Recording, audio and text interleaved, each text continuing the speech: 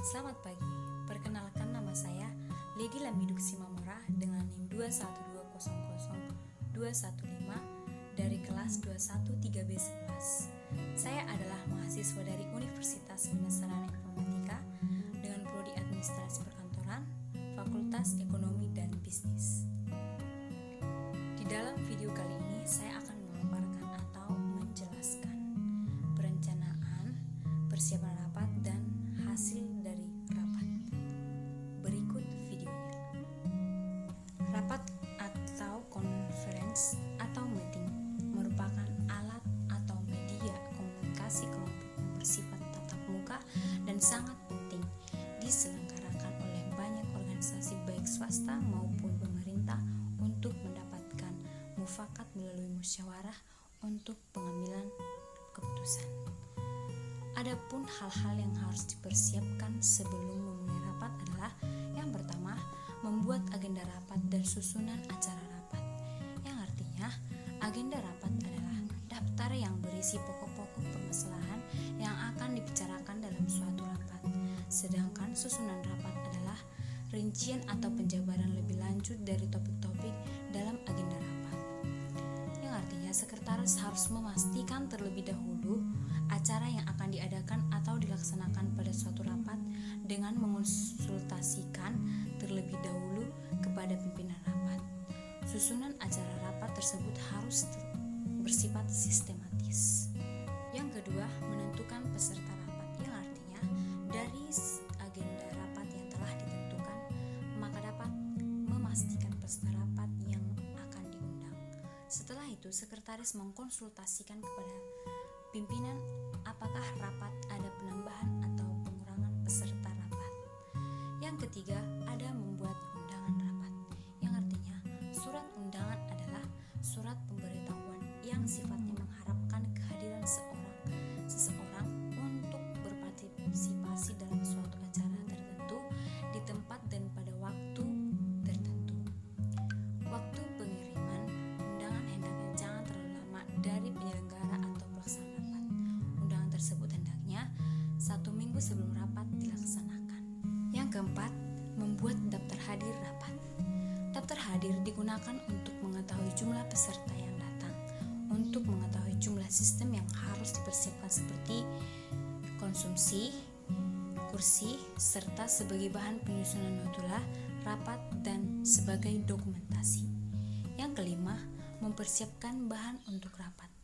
Bahan rapat yang perlu disiapkan berupa agenda rapat, notula atau hasil rapat yang lalu, bahan-bahan yang akan dibicarakan dalam rapat. Yang keenam, mempersiapkan peralatan dan perlengkapan rapat. Peralatan dan perlengkapan yang harus dipersiapkan antara lain ada whiteboard, spidol, penghapus, flip chart, LCD projector atau OHP, sound system, map, block note serta ballpointnya, laptop atau komputer. Yang ketujuh, mempersiapkan ruang rapat, yang artinya hal-hal yang harus dipersiapkan dalam ruang rapat sebagai berikut adalah cahaya yang diperlukan disesuaikan dengan kebutuhan luas ruangan, ventilasi udara yang sejuk agar ruangan tidak terlalu panas, pengaturan tempat duduk yang harus disesuaikan dengan jumlah peserta dan luas ruangan. Yang kedelapan, akomodasi atau penginapan, yang artinya bila rapat dilakukan lebih dari 1 hari, biasanya para peserta akan menginap pada suatu tempat. Untuk itu, sekretaris harus mengatur pemilihan tempat yang cocok untuk penginapan. Yang kesembilan, ada transportasi, yang artinya jika rapat tidak diadakan dalam kantor, tentunya sekretaris harus mempersiapkan transportasi untuk peserta rapat. Yang ke-10, konsumsi. Konsumsi harus berupa makanan ringan atau makanan berat. Hal ini akan berdampak pada motivasi peserta rapat. Yang ke-11 ada kesehatan. Untuk kegiatan rapat yang pelaksanaannya lebih dari 1 hari, hendaknya disediakan unit kesehatan untuk menjaga kondisi kesehatan para peserta rapat tersebut. Dan yang terakhir, pengecekan persiapan rapat. Sebelum rapat dimulai, sekretaris harus memeriksa segala persiapan untuk meyakinkan apakah segala sesuatu siap dipergunakan. Hasil rapat. Menurut Kamus Besar Bahasa Indonesia, notulen atau notula adalah catatan singkat mengenai jalannya persidangan atau rapat, serta hal yang dibicarakan dan diputuskan di dalamnya. Notulen adalah catatan resmi atau rapat atau sidang berisikan siapa, apa, bagaimana, dan hasil suatu hal yang dirapatkan atau disidangkan. Beberapa fungsi rapat yaitu: yang pertama, bukti tertulis berlangsung rapat atau sidang.